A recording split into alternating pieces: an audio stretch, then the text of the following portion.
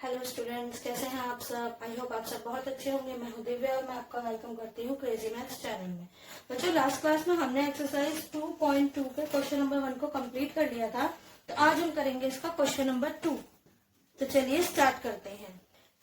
पहले आप देखिए, क्वेश्चन नंबर 1 में हमने क्या सीखा था कि हमें एक द्विघात बहुपद दिया हुआ था जिससे हम उसके शून्य निकाल रहे थे, लेकिन क्वेश्चन नंबर 2 में उसने हमें शून्यकों का योग और गुणनफल दिया है, ठीक है। और हमें निकालनी है कि बहुपद, हमें उसमें निकालना है कि हमारा द्विघात बहुपद क्या होगा।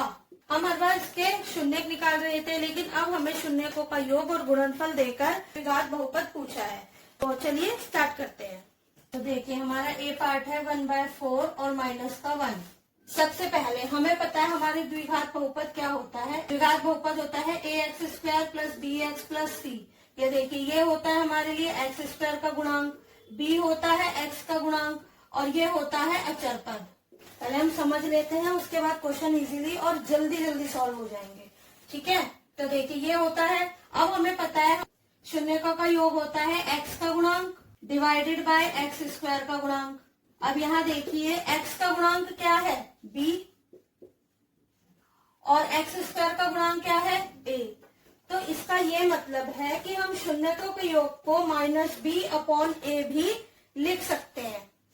दूसरी चीज, इसका गुणनफल। अब देखते हैं गुणनफल क्या होता है। गुणनफल होता है अचर पद डिवाइडेड बाय x² का गुणांक।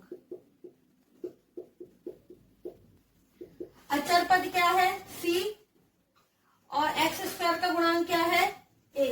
तो ये मिल गए हमें कि हम योग को डायरेक्ट -b/a भी लिख सकते हैं और गुणनफल को c/a भी लिख सकते हैं। जब हम ये वैल्यू डालेंगे तो हमें यहाँ से देखिए x का गुणांक मिल जाएगा bx, x² का गुणांक यानी ax², अचर पद यानी c की वैल्यू।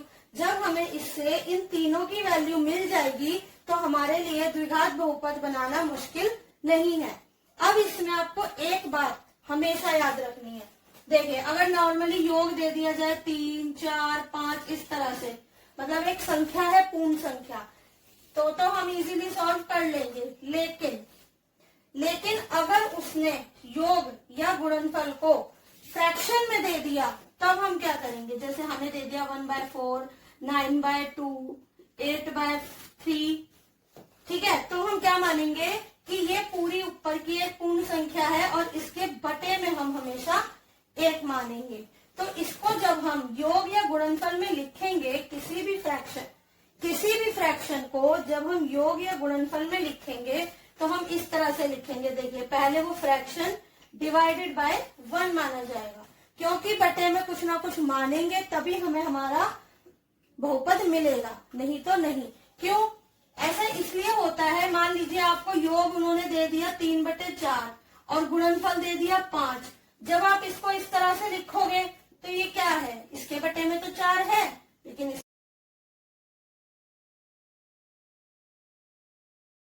इसके बटे में तो कुछ नहीं है। तो यहाँ तो एक ही वैल्यू अलग अलग हो जाएगी, वो गलत है। और वैसे भी हमें पता है योग क्या है, x का गुणांक और x² का गुणांक।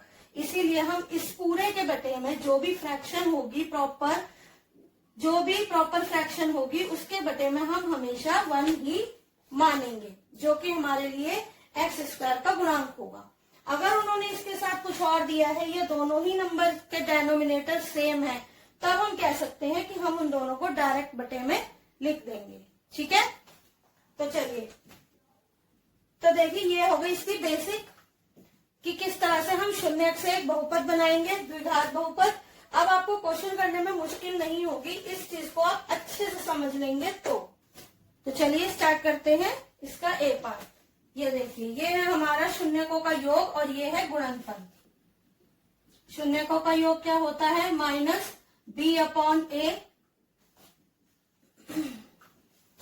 या आप लिख सकते हो x का गुणांक डिवाइडेड बाय x² का गुणांक। आप ये भी लिख सकते हो और ये भी, दोनों ही सही है।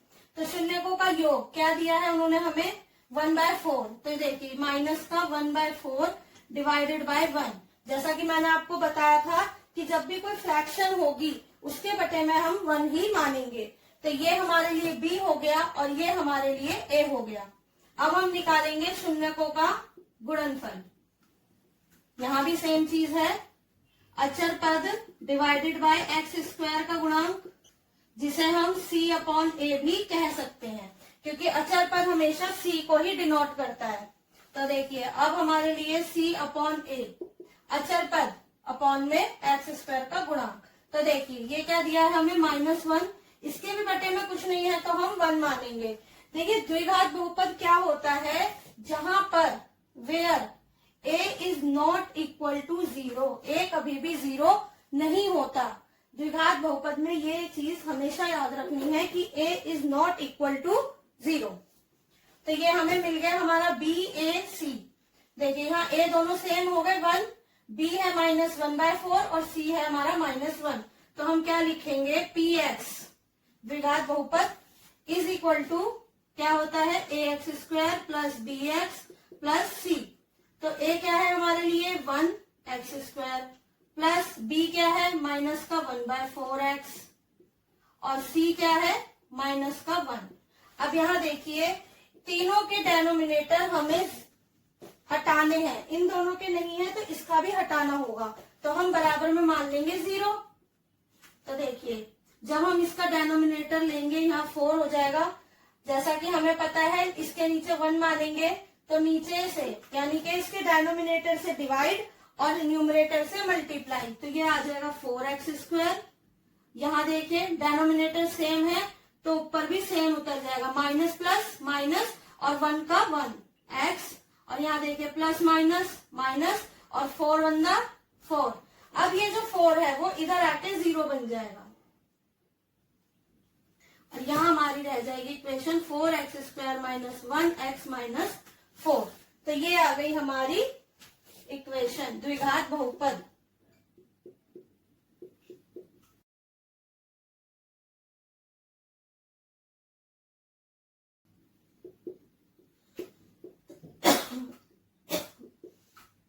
तो द्विघात बहुपद बन गया 4x² - 1x plus 4x² - 1x - 4। तो देखिए हमारा बी पार्ट है जिसमें योग दिया है √2। तो देखिए वही चीज -b/a -x का गुणांक डिवाइडेड बाय x² का गुणांक -b/a क्या आ गया हमारे लिए √2/1, वो भी माइनस था क्योंकि हमारे पास माइनस होता है। अब देखिए शून्यकों का गुणनफल, शून्यकों का गुणनफल अचर पद डिवाइडेड बाय x² का गुणांक जो होता है c/a। तो इसकी वैल्यू क्या आ गई 1/3 डिवाइडेड बाय 1। जैसा कि मैंने बताया था फ्रैक्शन हमारे लिए पूरा एक नंबर ऊपर वाले के लिए, ऊपर वाली संख्या के लिए ही होगा।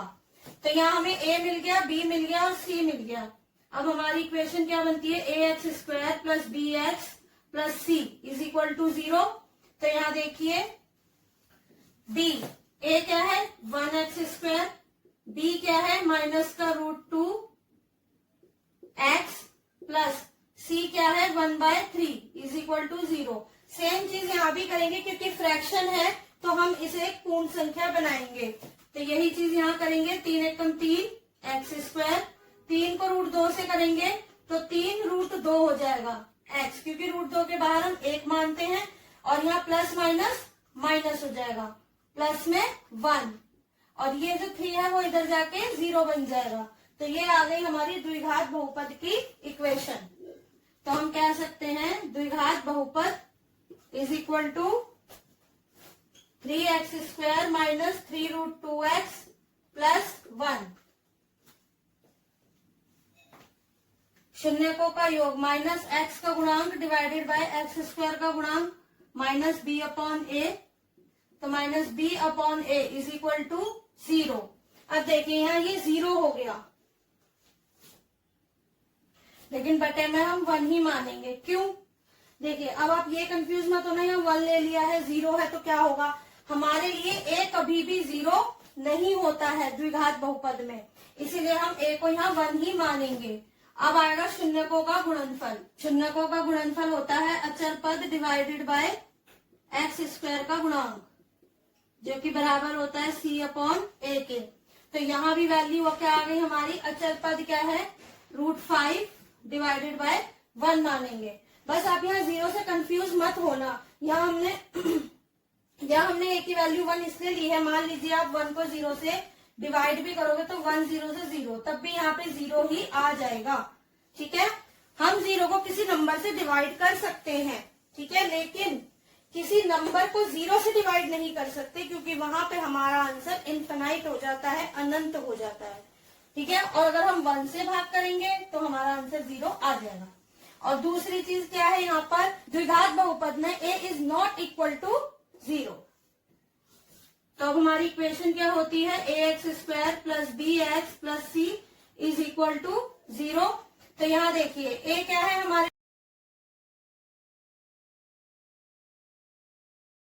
लिए 1x² प्लस b क्या है हमारे लिए 0x प्लस c क्या है √5। अब यहाँ पर हमारे पास किसी का डेनोमिनेटर नहीं है, तो हम डायरेक्ट इसको लिख सकते हैं। तो ये हो गया हमारे लिए 1x² प्लस √5। तो द्विघात बहुपद की इक्वेशन क्या बन गई, 1x² प्लस √5, क्योंकि b हमारे लिए 0 हो गया।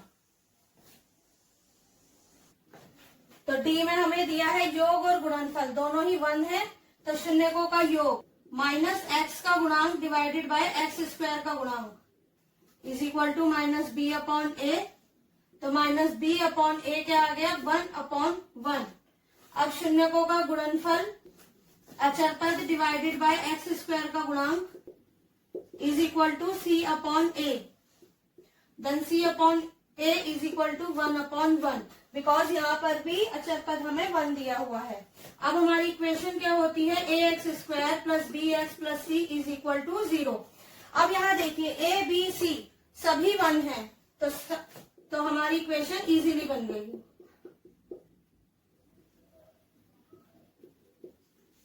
यहाँ देखिए प्लस माइनस माइनस हो जाएगा, तो 1x² माइनस 1x प्लस 1।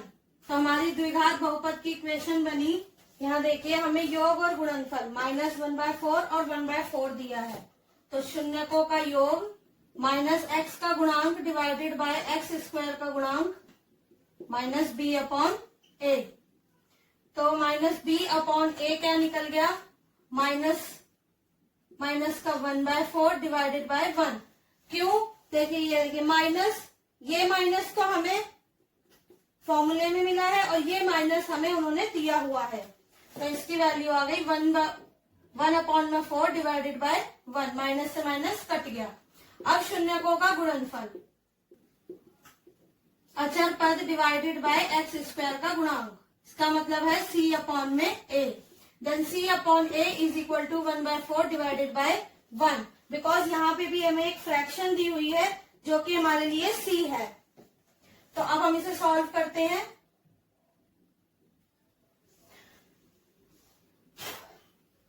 देखिए यहाँ पर आप एक चीज और कर सकते हो, क्योंकि इसके डेनोमिनेटर, दोनों फ्रैक्शंस के डेनोमिनेटर सेम है, तो हम डायरेक्ट भी लिख सकते हैं 1/4, तब भी हमारी a की वैल्यू 4 आ जाएगी। और अब हम जो इक्वेशन बनाएंगे उसमें भी a की वैल्यू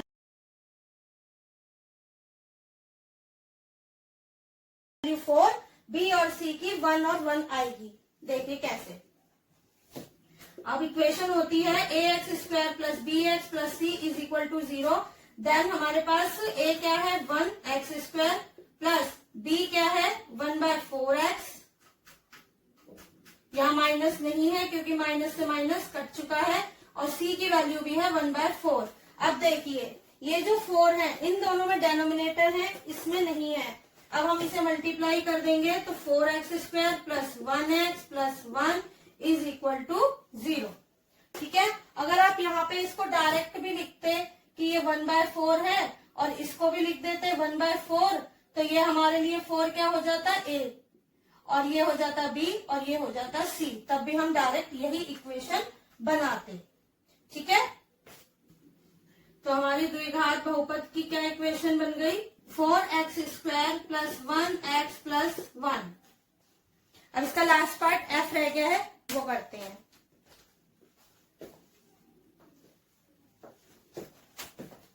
फोर और 1। अब हमें योग दिया है 4 और गुणनफल दिया है 1। तो चलिए स्टार्ट करते हैं। शून्यकों का योग माइनस x का गुणांक डिवाइडेड बाय x² का गुणांक,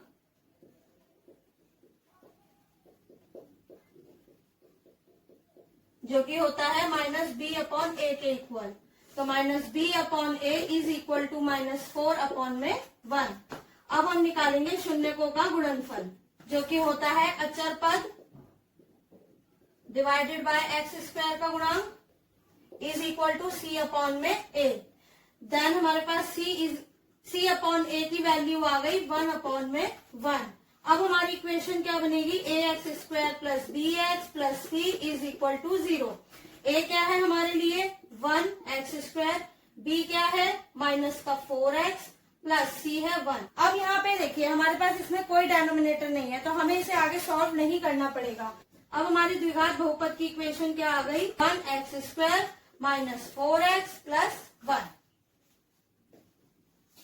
तो देखिए ये हमारी एक्सरसाइज 2.2 कंप्लीट हो गई है। आई होप आपको अच्छे से समझ में आया होगा। अगर आपको कोई प्रॉब्लम होती है, इसमें कुछ भी समझ नहीं आ रहा है, तो आप मुझे कमेंट सेक्शन में कमेंट कर सकते हो। अगर आपको वीडियो अच्छी लगे तो प्लीज लाइक, शेयर और सब्सक्राइब जरूर करें। Till then bye bye.